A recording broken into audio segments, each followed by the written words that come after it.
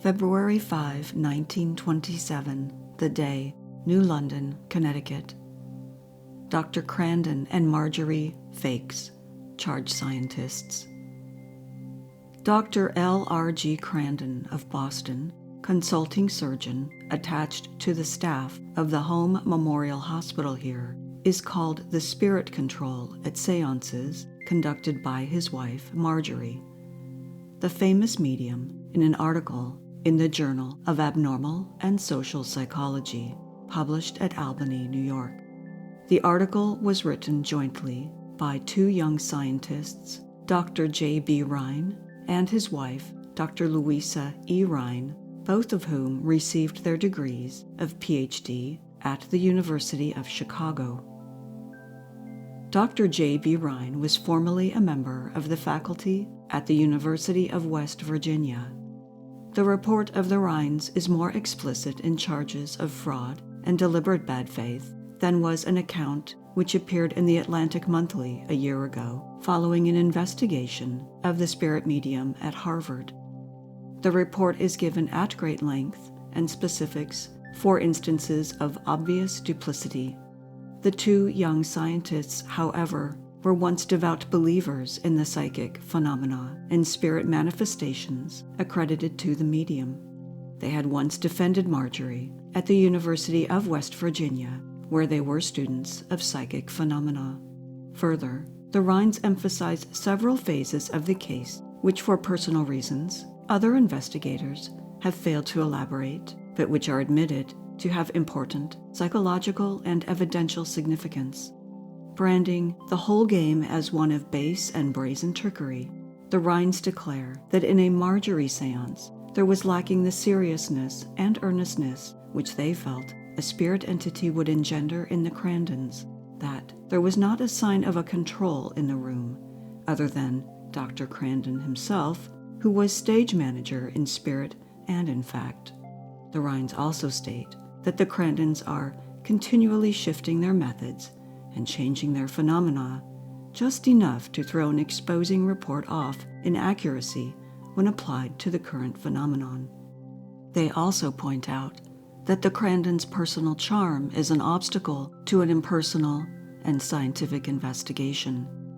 Although the social and professional standing of the Crandons is thought by many to make fraud unlikely, they continue, it is no guarantee against trickery. The single Margery seance, which the Rhines attended, occurred on July 1, 1926.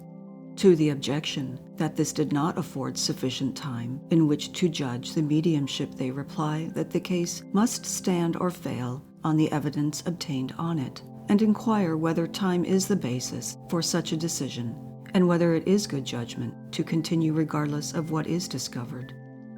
The phenomena began after Margery had been seated in the famous glass cabinet, her feet tied with picture wire to eye screws in the floor, her hands projecting through openings in the side and tied with wire to other eye screws, and a collar which encircled her neck fastened with rope to the back of the big box. No luminous bands were worn by the medium, her hands were not held, and the end-sitters were instructed to keep both hands in those of their neighbors. The first manifestation was that in which a tall-handled flower basket was levitated above the cabinet, and some wooden letters it contained were named and tossed on the floor. In the second, the medium identified, or partially identified, various objects which the sitters placed in the basket when it was passed about the circle. And in the third and fourth, a megaphone was manipulated inside the cabinet, and a basket with luminous bands on the handle was knocked from a shelf within the cabinet to the floor. After some brief experiments with the voice machine, in which Walter, the spirit control, repeated the Lord's Prayer in German, concluding with, "Go to hell," in spite of the fact that in everybody's mouth, presumably, was a tube which connected with a luminous air pressure apparatus, Margery was released from her bonds and seated herself in an open, three-sided cabinet.